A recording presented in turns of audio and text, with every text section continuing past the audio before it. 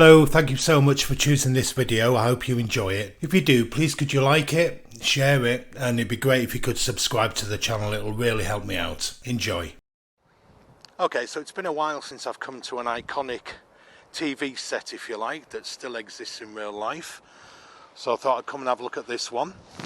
Reason being that it's just recently gone up for auction again for the second time, and it hasn't reached the guide price, so it's still for sale. The guide price being 150,000. So where am I? Well, I'm in Doncaster, in an area called Balby, B-A-L-B-Y, or Bolby, I don't know how you pronounce it, sorry, Doncastians.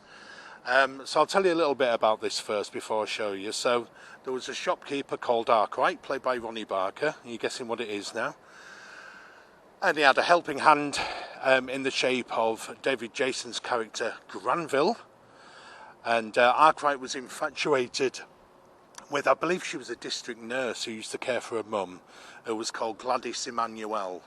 And at the end of the day, he used to stare up to her window and wish he was with her. But she was always committed to caring for her mum, so it never really happened. It's written by Roy Clark. It's 4 series that ran 1976, 1981, 1982 and 1985, so there was 26 episodes in total. I'm going to talk a little bit about Porridge as well, because in this, Ronnie Barker played the older character and David Jason obviously the younger character. In Porridge the roles were reversed, and David Jason played a character called Blanco in 3 episodes. And those of you that follow Leeds United, of which I am one, you may notice that there was a sign that went up in one of the episodes. I believe the premise of the episode was they played a trick on one of the lags in there and pretended there was some ill-gotten gains buried at Ellen Road, but it was actually, the sign was outside, just on the side of the West Stand, and those of you that remember long enough, unfortunately I do, there used to be a training pitch there, but the actual inside of the ground was Loftus Road, which is QPR's ground, so I always thought it was always Ellen Road, but there we are.